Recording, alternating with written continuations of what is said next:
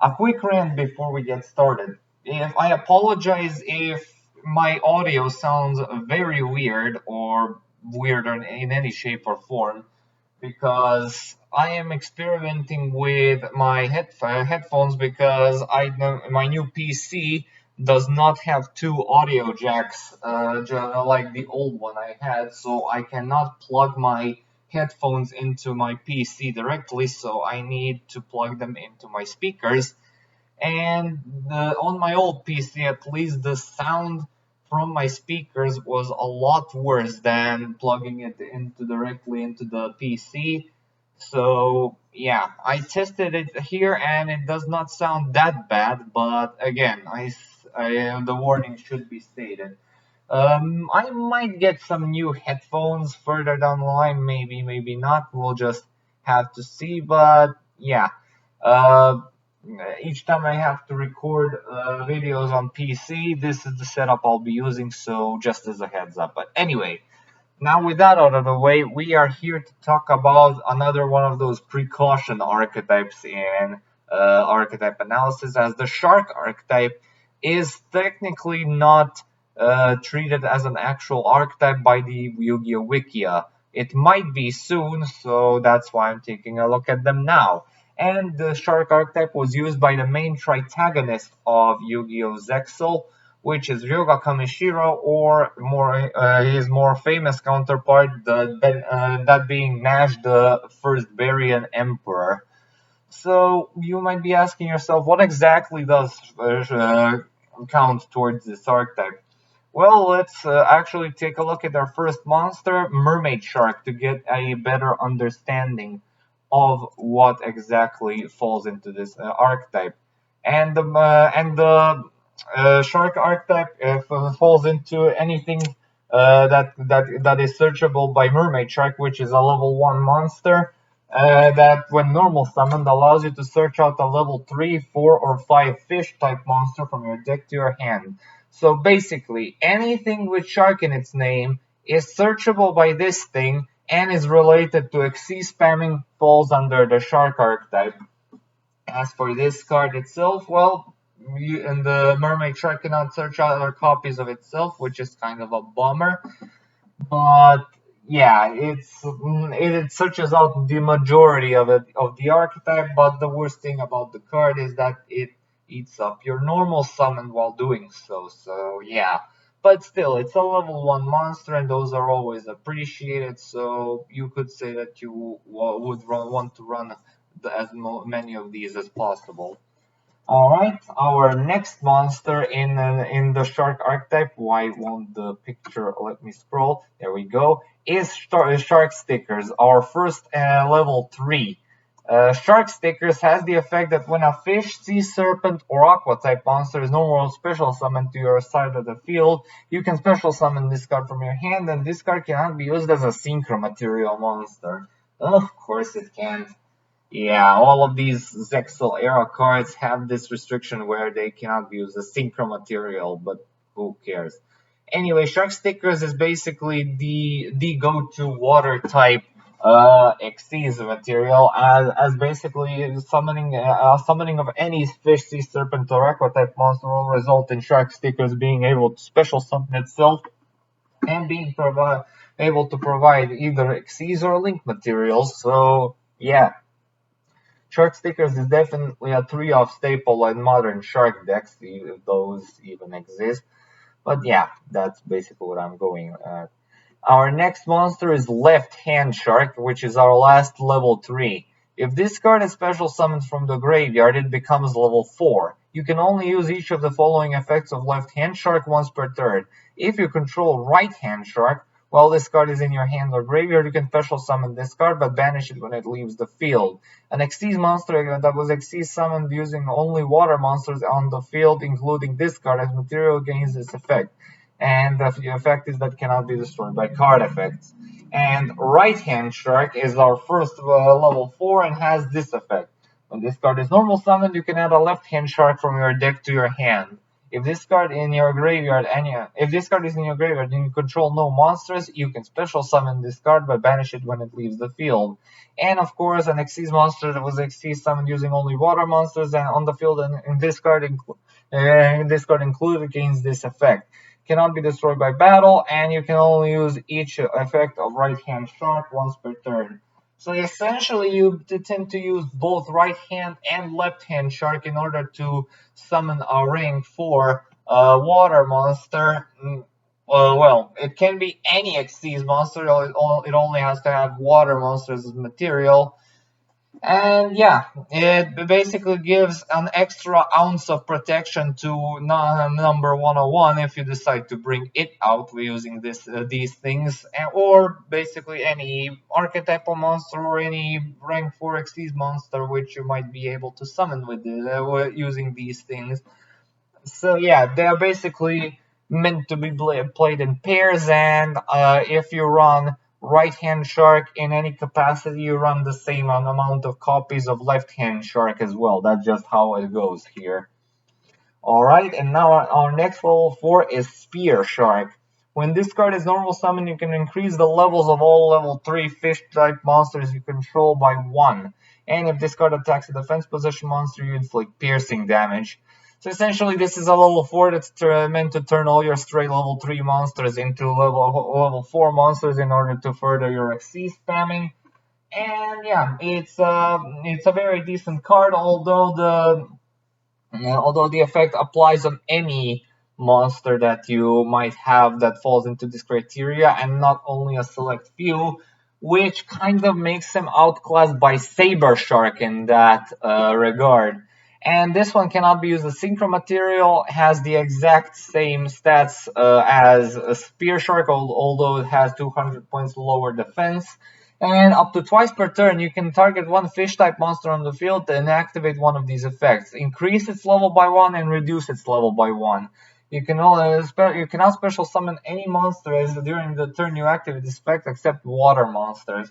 Saber Shark is better than Spear Shark in a way that it basically makes Saber Shark and one more water monster being able to turn into exact levels that you need for a certain Xyz play. You can either not use the effect and get a rank 4, you use the reduced level in order to get a rank 3, or use the increased level to get a rank 5. So yeah, he is a bit more flexible than Spear Shark, although Spear Shark works on multiple monsters all at once. But yeah, they're basically the two sides of the same coin in that regard, and so yeah. But if I had to pick one, I'd pick Saber Shark more often than Spear Shark. Next up, we have Hammer Shark. Once per turn, you can reduce the level of this card by 1, and if you do, special summon a level 3 or lower water monster from your hand. This can combo pretty well with the Shark Stickers, as you can get a 3 material rank 3 Xyz monster onto the field pretty easily with this thing. And not to mention the Archetype itself has one of those, so yeah, it can definitely combo well. But yeah, this is basically a rank 3 spammer, but the downside is that it only special summons from the hand and not the graveyard as well. But if it could fetch from the graveyard, it would be a lot more good and versatile. So yeah, but as it is right now, there is pretty much nothing wrong with this guy. So yeah.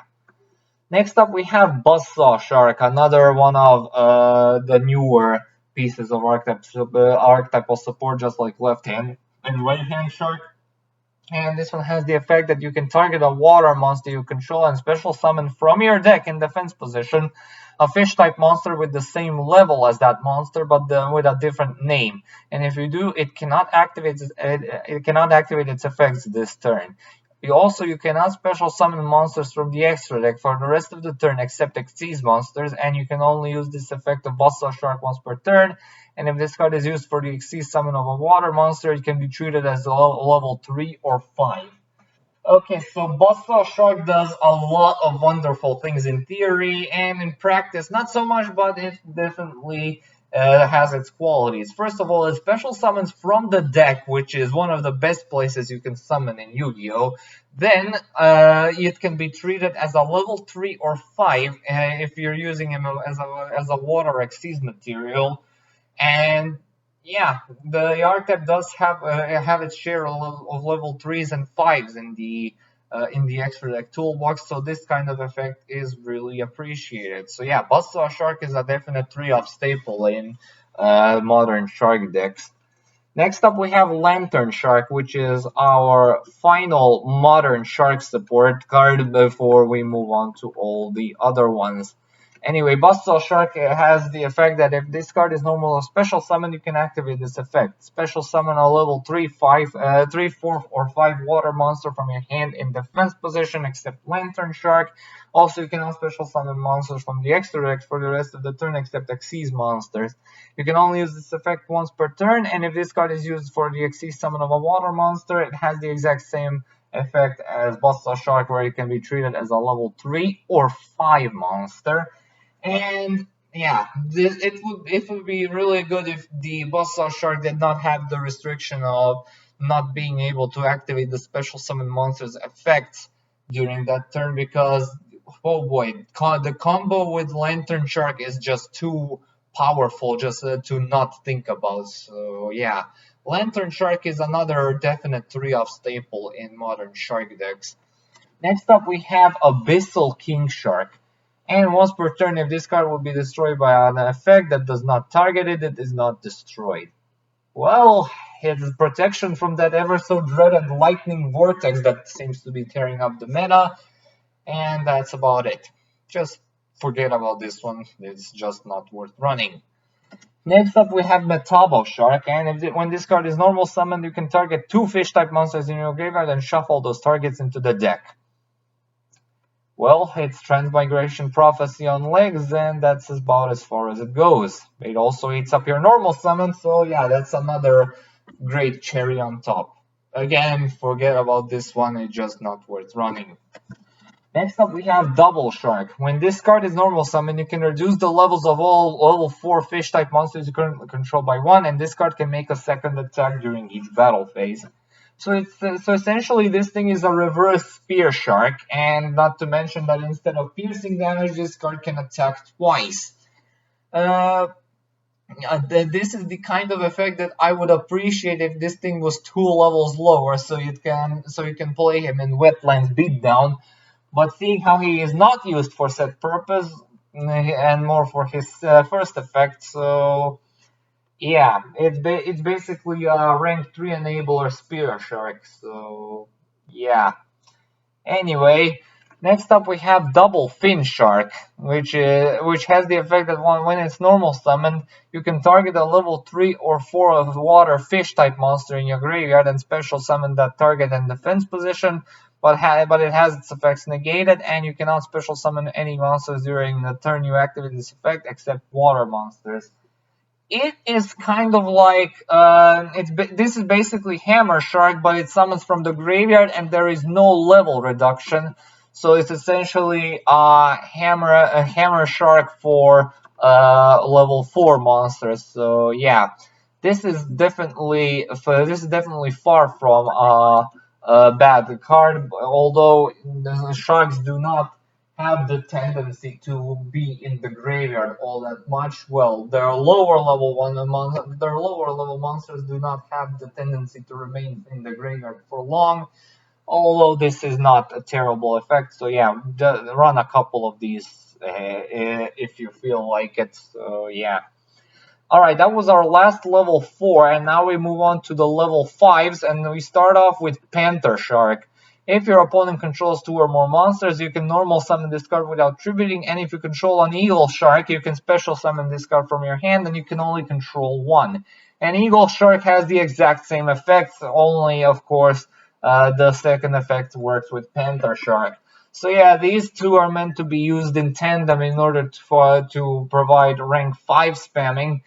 Although the normal summon without tribute relies on the opponent controlling 2 or more monsters, which is, of course, incentivizes you to go second, and of course if you're going second, the opponent might have a very established board, so this play can on occasion be very interruptible. So yeah, run a pair of these or two, so yeah, and see what kind of results it can bring.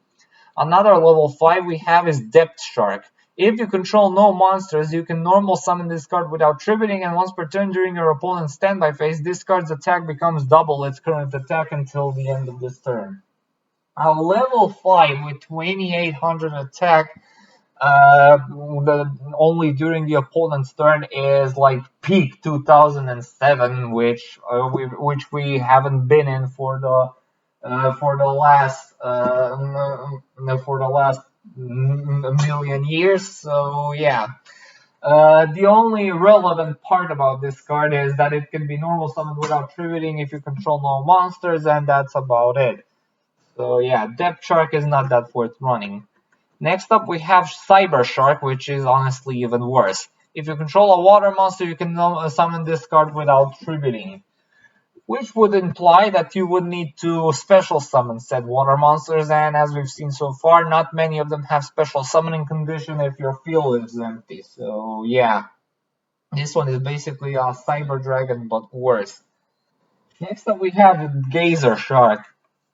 When you can banish this card from your graveyard, then target 2 level 5 water monsters in your graveyard except Gazer Shark.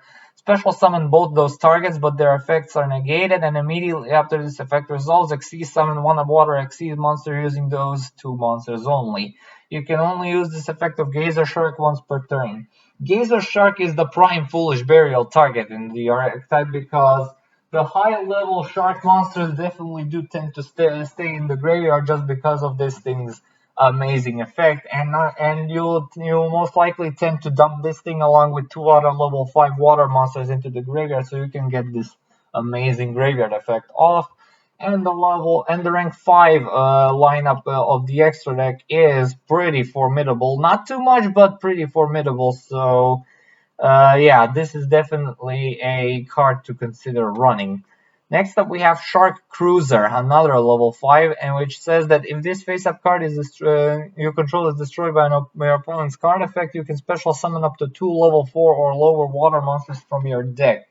Now this thing has potential to have many good uses, but the downsides are very obvious.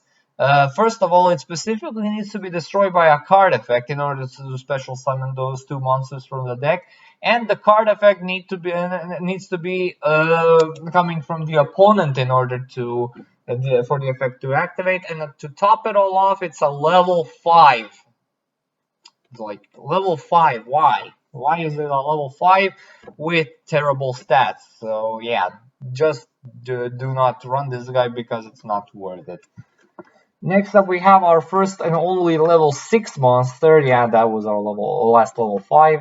And that is SHARKRAKEN. SHARKRAKEN has the effect that you can special summon it from your hand by tributing a water monster. And being a level 6 with 2400 attack, it's not a bad card by any means, but it definitely begs for some improvement because all you had is a special summoning condition of a level 6 in an archetype that does not have rank 6 monsters, well, rank 6 monsters that are summoned in traditional ways. So yeah.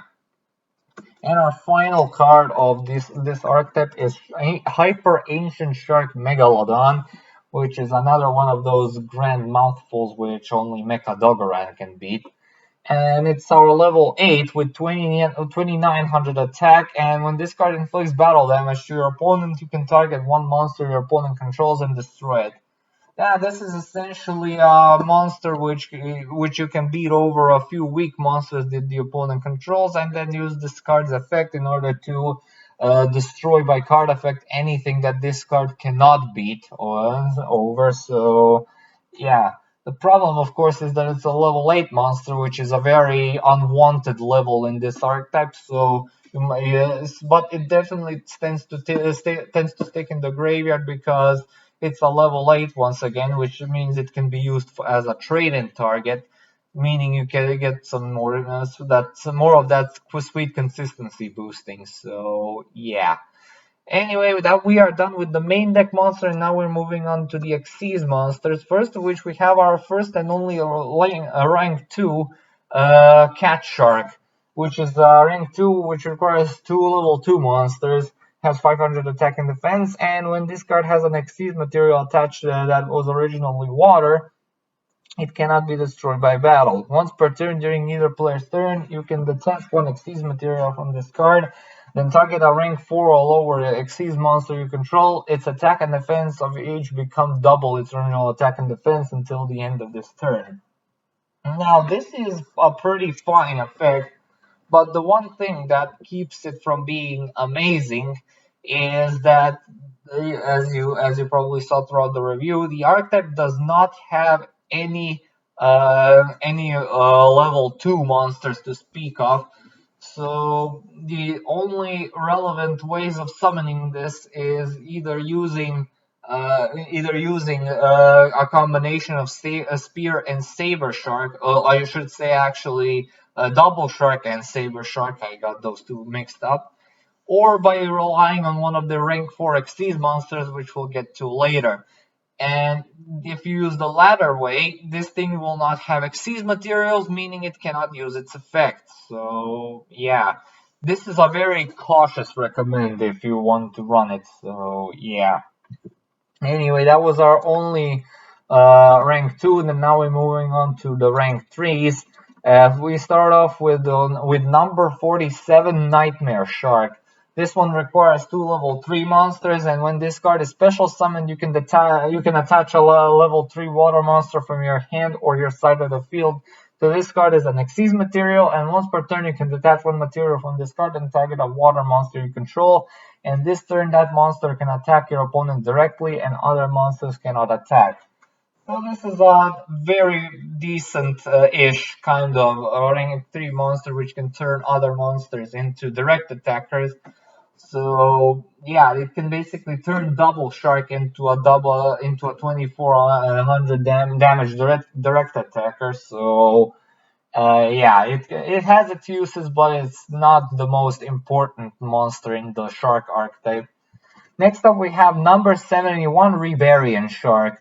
This one has the exact same materials of requirements as Nightmare Shark, although it has 2000 less attack. And once per turn, if this card has material, you can target a number Xyz monster in your graveyard except 71 REBARIAN Shark. Special summon it, and if you do, attach one material from this card to it. And if this card is sent to the graveyard, you can choose one rank up magic spell from your deck and place it on top of your deck.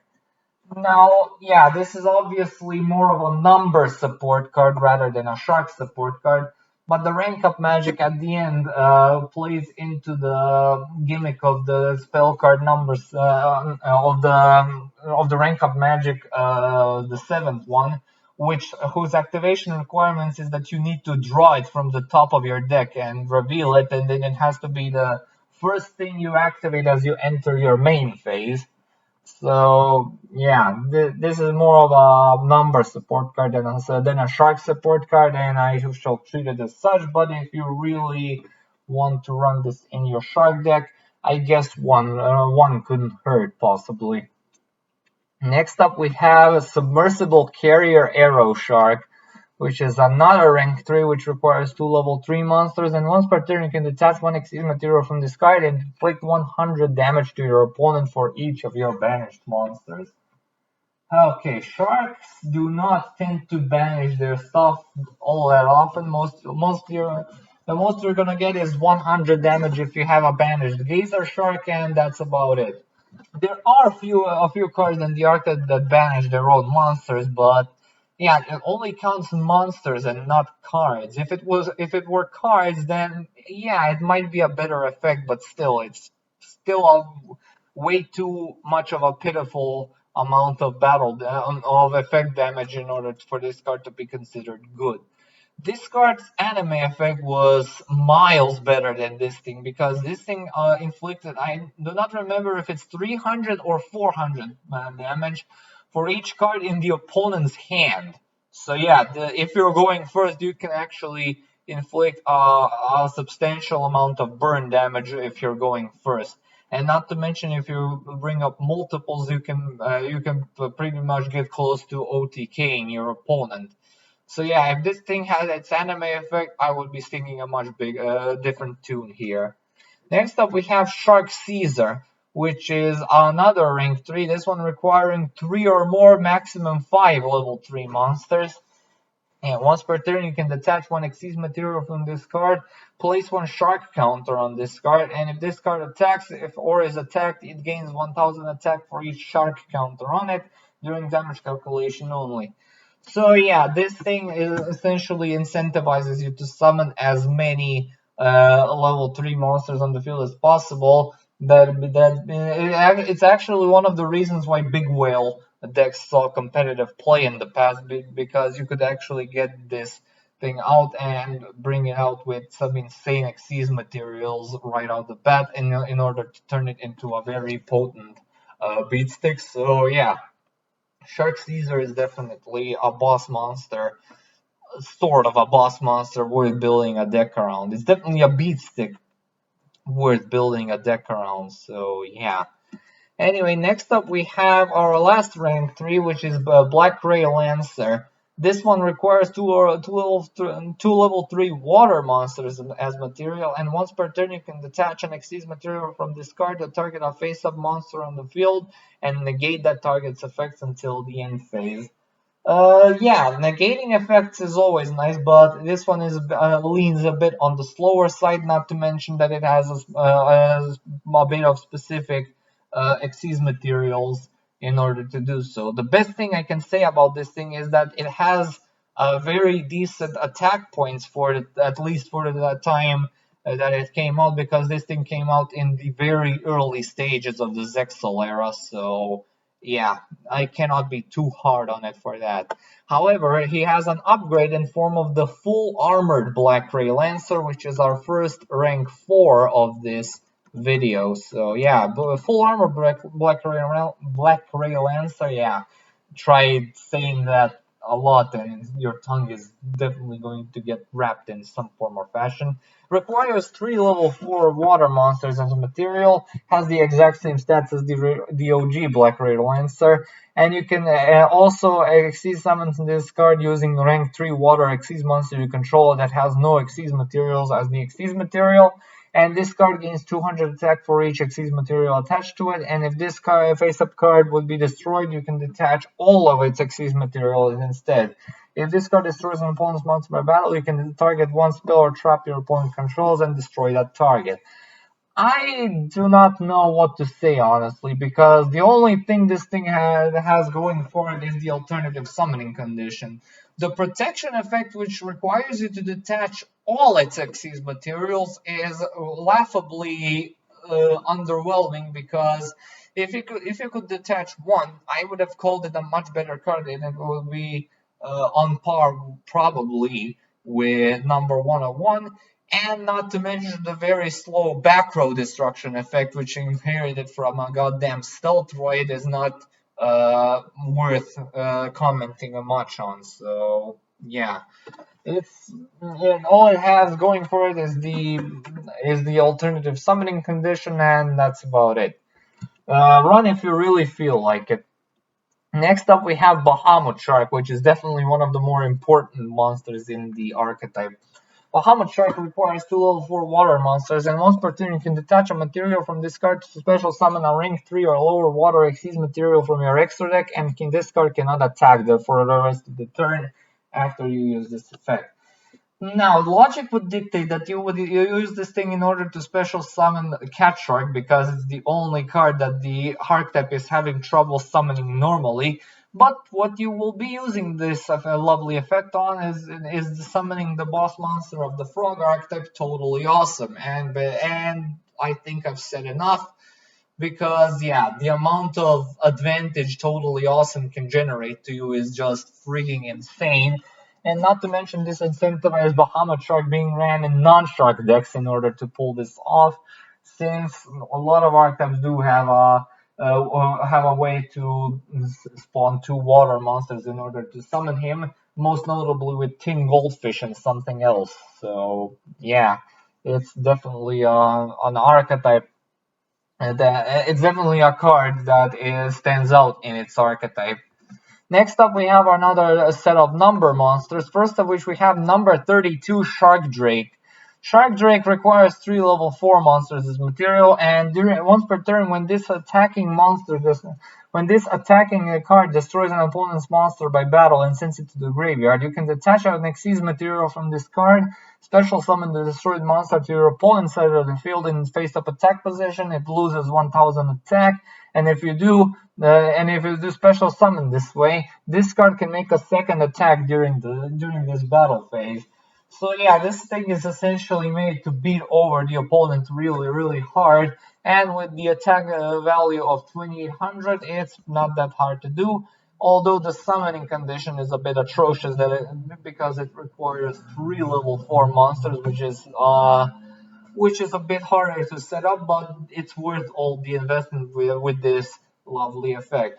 Now we have its Chaos version, which is Chaos number 32, Sharkdrake Vice, which requires 4 level 4 water monsters or a rank up magic, or maybe not this time, because you can also Xyz summon this card by using number 32 Sharkdrake you control as a material, and you transfer the materials to this card. During either player's turn, if your life points are 1000 or less, you can detach 1 Xyz material from this card and banish 1 monster from your graveyard and to target 1 face-up monster in the field, and that target's attack and defense becomes 0 until the end phase. This effect is very good, and it also definitely helps that you can special summon this thing without a rank up magic. But yeah, the downside is that your life points need to become 1000 or less in order for this effect to be usable, which is the exact same thing of a problem I have with Utopia Ray, which I pointed out in that review already. So yeah, this restriction alone makes this card not worth running at all. So yeah, this is very sad for Sharkdrake. Alright, next up we have our final rank 4, which is number 37, Hope Woven Dragon Spider Shark. Holy Jesus, this name. Requires 2 level 4 water monsters, and when any player's monster declares an attack, you can detach an Xyz material from this card. All monsters your opponent currently controls lose 1000 attack until the end of this turn. When this card is destroyed by battle or card effect and sent to the graveyard, you can target 1 other monster in your graveyard and special summon it, and you can only use each effect of number 37 once per turn. What I find most interesting about this thing is its vaulting effect, which is actually really powerful, since it can allow you to float into any monster upon this thing dying, which makes it really interesting and definitely worth running, as you can basically go into any possible playmaker that you might need to either come back from a beatdown or continue your plays. Its name, I already made the comment on it, but yeah, this is definitely a definite 3-off staple. No, not a 3-off staple, but a definite staple in modern Shark decks. And now we move on to the rank 5 lineup. And we start off with Shark Fortress, a dark monster, which has the summoning condition of 2 level 5 monsters, and your opponent cannot target this card for attacks, and your opponent cannot target other monsters for attacks except this one. Sorry, I got the effect in reverse. But anyway, once per turn you can detach a material from this card, then target a face-up monster you control. It can make a second attack during each battle phase this turn.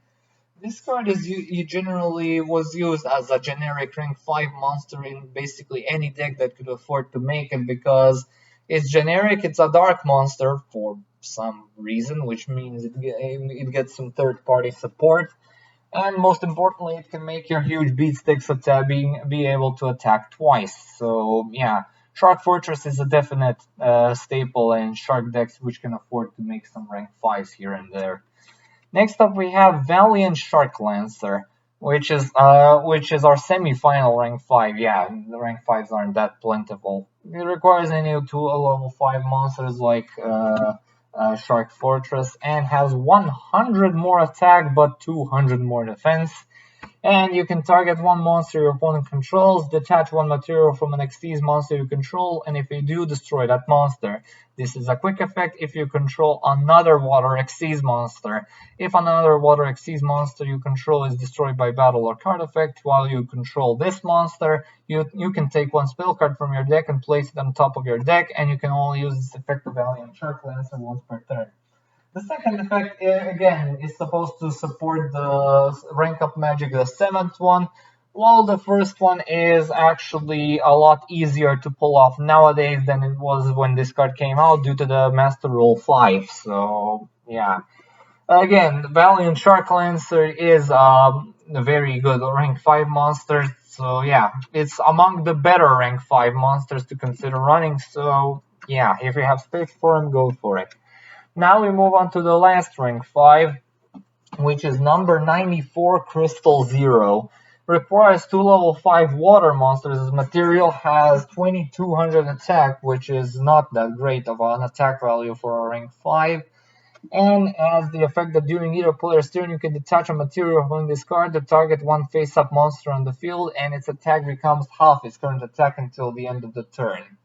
Well, all that effort to get this thing out, and all you get is an attack holder, which is, yeah, harder to bring out, then you might as well be running Gale the Whirlwind instead. So, yeah.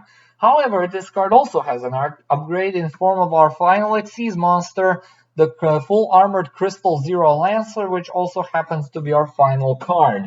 And this is our first and only rank 6 and requires 3 level 6 water monsters and has the exact same stats as the original Crystal Zero. And you can also Xyz summon this card by using a rank 5 water Xyz monster you control as the Xyz material, and you transfer the materials. This card gains 500 attack for each Xyz material attached to it, and if this face-up card would be destroyed, you can detach one Xyz material from this card instead. Once per turn, you can detach one Xyz material from this card. All face-up monsters your opponent controls have their effects negated until the end of this turn.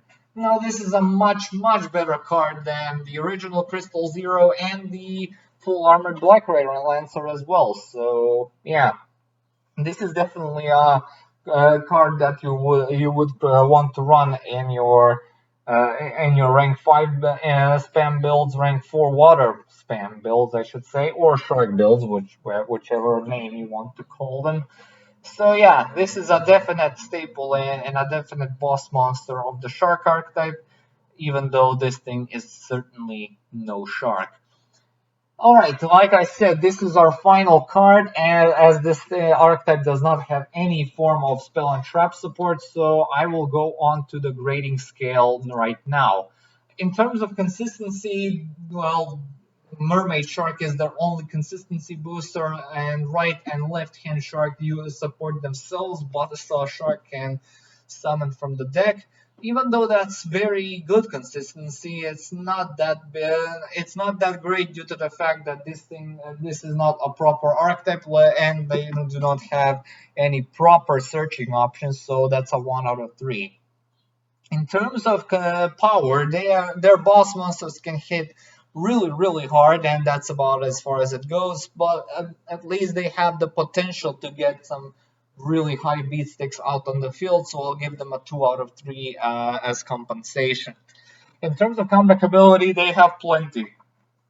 Generic water support is always there to save the day in terms of, for example, surface, salvage, and any other generic water monster support that I can think of can basically keep this deck stay afloat. Haha, humor. And yeah, I will definitely be giving them a 3 out of 3 in that regard. In terms of protection, there's barely any. In fact, I don't think there's any protection other than the certain Xyz monsters having some protection effects by detaching materials, so that's a complete 1 out of 3. In terms of versatility, I'll be generous and give them a 2 out of 3 due to the fact that they are water monsters and are very splashable, and not to mention that some cards in this archetype were very meta-defining at their prime or are still meta-defining, just like Bahamut Shark. So yeah, the shark archetype is definitely an archetype that would highly benefit from getting proper archetype treatment, if that means anything in this game.